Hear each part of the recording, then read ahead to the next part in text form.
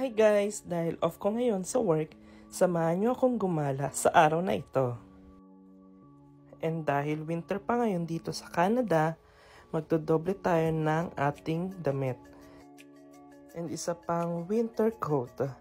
Kasi sobrang lamig talaga sa labas, kaya kailangan magdoble ako ng damit. And ayan, ready na akong umalis. Iintayin ko na lang yung aking mga kasama. This is my outfit for today. So ayan na nga guys, ready na ako umalis.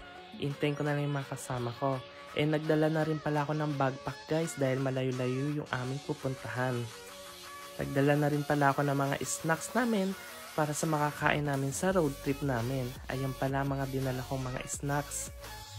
Mangwan, pillows, chocolates, and chippy. So yan guys, ready na ako. Umalis. Goodbye! Gagala ko muna kayo sa pupuntahan namin. Mga 2 to 3 hours din pala ang biyahe namin. Kaya medyo matagal-tagal din ang biyahe namin na to. Ayan, kung makikita nyo, puting-puti. Puting-puti ng snow ang aming mga binabiyahe. Sobrang lamig talaga dito, like -12 or -20. Pero sa totoo lang dito sa Ontario o dito sa lugar namin hindi ganun kalala ang snow compare sa ibang mga provinces. Kaya masaya pa rin kami dahil hindi ganun kami nakaka-experience ng ganung kalalang snow.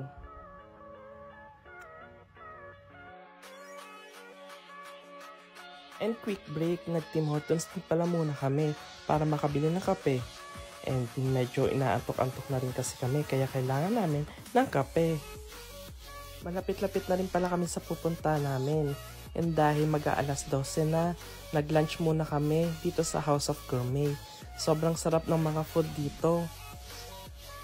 Ito yung mga in-order namin mga pagkain. Sobrang sarap. May Shanghai, fried rice, sweet and sour pork, and may lechon kawali. And may noodles din. Then after namin kumain, pumunta rin pala kami sa Asian store na malapit dito. Pero wala rin naman kaming nabili dito. Nagtingin-tingin lang kami kung ano mga products na meron sila. Yan pala yung itsura ng Asian store. So after nito guys, pumunta na kami sa outlet.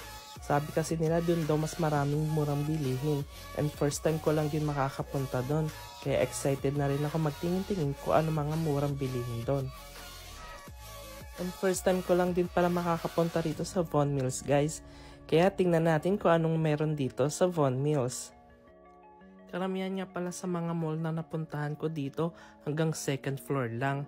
Compare sa Pilipinas, umaabot na hanggang 4th o 5th floor. And ganyan pala yung itsura ng mall dito sa Canada. May mga konting design. Mas maganda pa rin yung mall natin sa Pilipinas. And may nakita rin pala kami dito na parang pa-zoo. Meron lang, actually wala kami masyado makitang animals. May pa-aquarium lang and hindi na rin namin nilibot yung pinakaloob niyan. Kasi may mga pupuntahan pa kami after nito. Then after ilang oras na aming paglilibot, umalis na rin kami. Kasi nabili na rin namin yung mga gusto naming bilhin. Hindi man ganun karami pero okay na rin kami. Ganyan pala ang itsura ng mall nila, isang pahaba. And ang mga nabili ko pala, sapatos at saka maliit na luggage na gagamitin ko sa aming trip. Kaya samahan nyo ako sa susunod na trip ko. Yan guys, aalis na kami, naayos na lang namin yung mga gamit namin.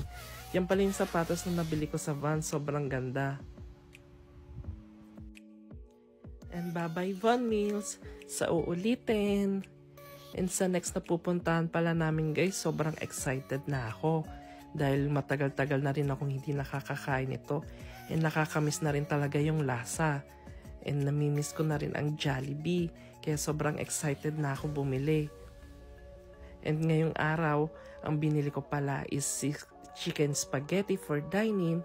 And nag-take out na rin ako ng 6 pieces Chicken Joy. Ayan pala ang itsura ng Jollibee dito sa Canada.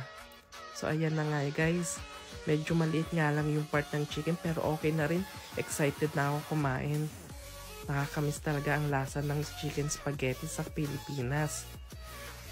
Kaya guys, kain tayo. And that's it for today guys. Good night. Bye-bye.